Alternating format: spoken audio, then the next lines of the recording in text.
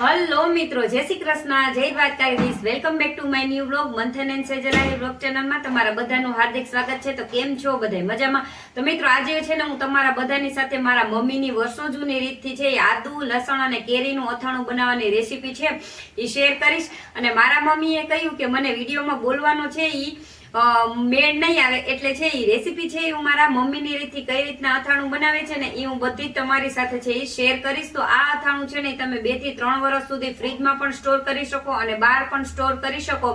તો કઈ રીતના છે આદુ, લસણ અને કેરીનું અથાણું બનાવવાનું છે ને એ આજે આપણે જોશું. અહીંયા આપણે આદુ, લસણ અને કેરીનું અથાણું બનાવવા માટે મેં અહીંયા 6 નંગ છે એ લસણ લીધું છે અને આ રીતના આપણે 2 ટુકડા આ રીતના આદુના અથવા તો 100 ગ્રામ કે 50 ગ્રામ છે એ તમે આદુ લઈ શકો છો. તો આદુ અને લસણ છે એ અથાણું બનાવવા માટે તમે તમારી અકોર્ડિંગ છે એ લઈ શકો છો. અને અહીંયા આપણે આ રીતના નાની કેરી આવે ને એ લીધી છે, પણ આ એકદમ કડક અને એકદમ જારી બંધ કેરી છે. એટલે કેરીમાં છે ને જારી બંધાઈ જાય ને ત્યાર પછી તમે આ નાની કેરીને પણ આદુ લસણનું અથાણું બનાવવા માટે યુઝ કરી શકો છો. અને એક મોટી કેરી પણ તમે અથાણું બનાવવાની આવે ને એ પણ તમે લઈ શકો છો. તો આ અથાણું છે એ આપણે થોડુંક લેટ જ હોય બનાવવાનું.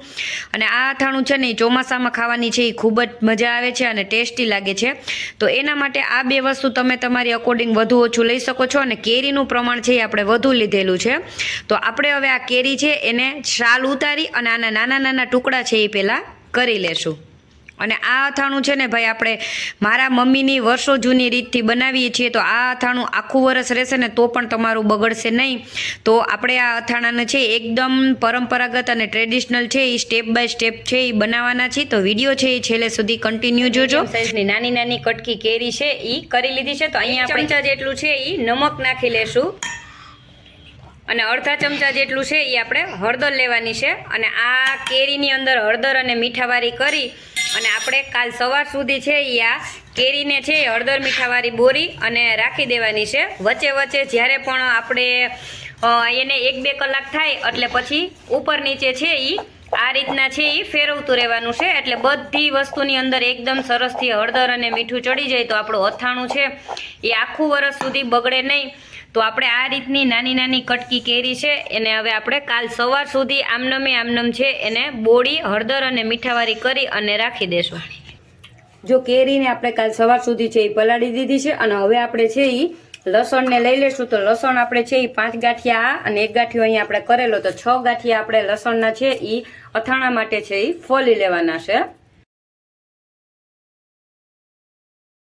જો બીજો દિવસ થઈ ગયો છે, એક દિવસ આખો દિવસ આપણે આ કટકી કેરી છે એને ખાટા પાણીમાં હળદર મીઠાવાળી કરી અને આ રીતના બોળીને રાખેલી હતી. તો હવે આપણે આ કેરી છે એને આ રીતના વાસણમાં મોટું જાર લીધું છે. તો એમાં આપણે આ કેરીને છે એ નાખી દેવાનું, જેથી છે એ કેરીનું બધું પાણી છે એ નીતરી જશે.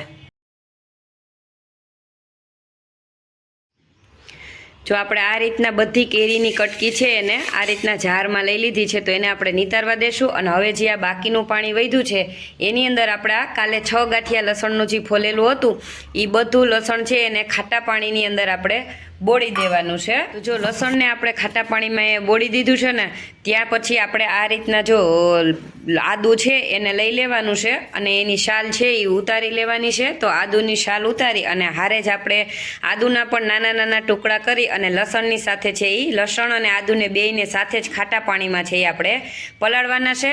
તો હવે જો આ રીતના આપણે નાની સાઇઝના તમારી અનુકૂળ મુજબ તમે છે એ કોઈ પણ સાઇઝના નાના ટુકડા આદુના કરી શકો છો, પણ આપણે આ રીતના છે ને આદુના ટુકડા છે એ કરેલા છે.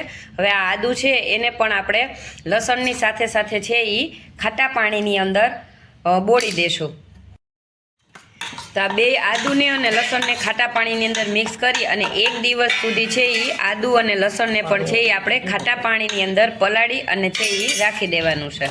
તો અહીંયા આપણે આ રીતના મોટા વાસણની અંદર છે એ કોટનનો રૂમાલ આપણે જેની અંદર બધાય અથાણા છે એ સૂકવીએ એ જ અથાણાની અંદર આપણે આ કટકી કેરી છે એનું પાણી છે એ નીતરી ગયું છે. તો આપણે એને આ રીતના રૂમાલની અંદર જ છે એ પોળી પોળી કરી અને છે એ સૂકવી દેવાની છે. તો આ રીતના ચમચા વડે આપણે એને છૂટી છૂટી કરી દેશું. અને જ્યાંથી આપણે બારીએથી પવન આવતો હોય ને એ પવનના આપણે અવર જવરની અંદર જ છે આ કેરીને સુકાવા દેવાની છે, જ્યાં સુધી આમાંથી પાણી છે એ સુકાઈ ન જાય ને ત્યાં સુધી. જો અહીંયા બીજો દિવસ થઈ ગયો છે અને આપણે આ લસણ અને આપણું આદુ જે ખાટા પાણીમાં પલાળેલું હતું અને એ એકદમ સરસથી આ રીતના જો આપણે રાખેલું છે તો એને હાથેથી આ રીતના નિતારી લેવાનું છે અને પછી આ રીતના રૂમાલ ઉપર કે કોટનના કપડા ઉપર કે તમે પસ્તી ઉપર કોઈ પણની ઉપર છે એ આ રીતના તમારે એને સૂકવી દેવાનું છે. તો હવે આપણે જે રીતના અહીંયા આપણી કેરી છે એ એકદમ સરસની છે એ સુકાઈ ગઈ છે અને હવે આપણે અહીંયા લસણ અને આદુને પણ એકદમ સરસ રીતના છે એ સુકાવા દેશું. જો આ રીતનું આપણે લસણને અને આદુને એકદમ સરસ પોળું કરી દેવાનું છે અને હવે આપણે જ્યાંથી બારીએથી પવન આવતો હોય ને ઘરમાં ત્યાં જ આને રાખવાનું છે, પંખા નીચે છે એ આપણે રાખવાનું નથી. તો હવે આપણે આ વસ્તુ છે એને સૂકવી દેશું, આપણું લસણને અને આદુને, અને કેરી આપણી સુકાઈ ગઈ છે તો આપણે આદુ, લસણ અને આ કેરીનો છે એ અથાણાનો મસાલો છે એ તૈયાર કરી લેશું. જો અહીંયા આપણે ગેસની ફ્લેમ છે એને ચાલુ કરી લેવાની છે અને અહીંયા આ રીતના તપેલીમાં આપણે થોડુંક તેલ છે એ લઈ લેવાનું છે, કારણ કે આપણે લસણનું, આદુનું અને કેરીનું અથાણું છે એનો મસાલો છે એ બનાવવા માટે. તો તેલ આપણે એકદમ ફૂલથી છે એ ગરમ કરવાનું છે. તો આપણું તેલ એકદમ સરસથી ગરમ થઈ ગયું છે અને આપણે અહીંયા 1 ચમચી જેટલી છે એ વઘાઈણી એટલે કે હિંગ લીધેલી છે. તો આપણે ગરમ તેલ હોય ને ત્યારે જ એમાં હિંગ નાખી અને તેલને છે એ આ રીતના ડીશ ઢાંકી અને બંધ કરીને રાખી દેવાની છે. તો હવે આપણે આ તેલ છે એને ઠંડુ થવા મૂકી દેશું.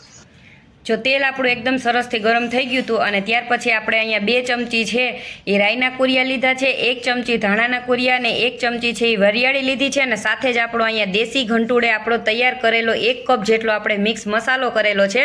આપણે દેશી ઘંટુડે અથાણાનો મસાલો છે એ કઈ રીતના બનાવી છે એનો વિડીયો છે એ આપણી ચેનલ ઉપર છે, તો એની લિંક પણ હું ડિસ્ક્રિપ્શનમાં આપી દઈશ, તો તમે બધા છે એ જોઈ લેજો.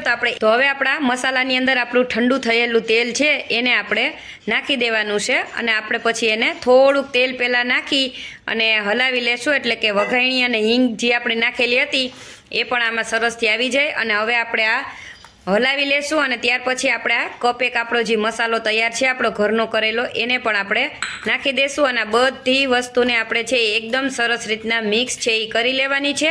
અને મિક્સ કરી અને આ અથાણાનો મસાલો છે આપણે આદુ, લસણ અને કેરીનો મસાલો છે એને આપણે આ રીતના મિક્સ કરી અને હવે સાંજ સુધી છે એ રાખી દઈશું, જેથી કરી અને આપણા મસાલા છે એ એકદમ સરસ રીતના ભળી જશે. જો આપણી કેરી તો એકદમ સરસની સુકાઈ ગઈ હતી, પણ આ રીતના જુઓ આપણું લસણ અને આદુ છે એ પણ એકદમ સરસ રીતના છે એ સુકાઈ ગયું છે. આમાં આમ કરો ને તમે તો પાણીનો ભાગ છે એ જરાય નથી અને આપણો અહીંયા સાંજ થયું ને ત્યાં આપણો મસાલો પણ છે એ એકદમ સરસથી ભળી ગયો છે. તો હવે આપણા મસાલાની અંદર આપણે આદુ, લસણ અને કેરી છે એની કટકી આ બધી વસ્તુ છે એ મિક્સ કરી અને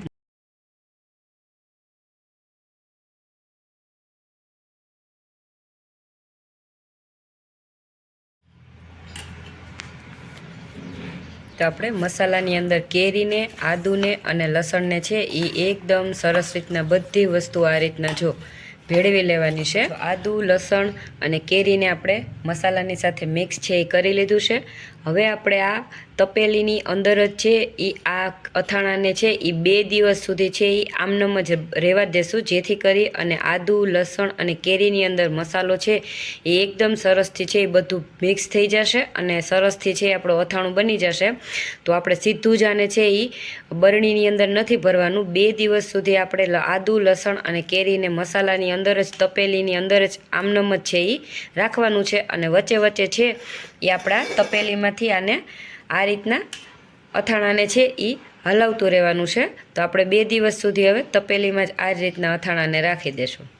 જો 2 દિવસ થઈ ગયા છે અને 2 દિવસ સુધી આપણે આદુ, લસણ અને આપણી કેરી છે એને આપણે રાખેલી હતી મસાલામાં મિક્સ કરીને, તો આપણે એને એકદમ સરસ રીતના આ રીતના જો હલાવી લીધું છે અને આપણે અહીંયા છે એ કાચની બરણી છે એને તડકે છે એ ડ્રાય કરી અને સૂકવી અને લઈ લીધું છે. તો આપણે હવે આપણું આદુ, લસણ અને કેરીનું અથાણું છે એને આપણે બરણીમાં છે એ ભરી લેશું, કારણ કે આપણું અથાણું છે એ એકદમ સરસ મસ્ત રીતના તૈયાર છે એ થઈ ગયું છે.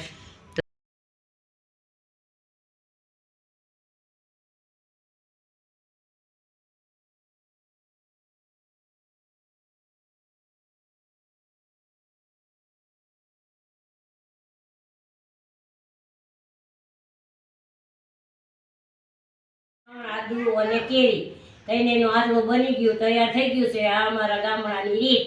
આ આથણા આયરે કે આ આથણા આયરે કઢી, ખીચડી અને ભાત બધે હારે તમે ખાઈ શકો. સવારે થેપલા કે ભાખરી ગમે એ વસ્તુ ખાઓ એની હારે તમે પણ લઈ શકો. તો અમારો વિડીયો ગમે તો અમારા વિડીયોને લાઈક કરજો, શેર કરજો અને સબસ્ક્રાઈબ કરજો.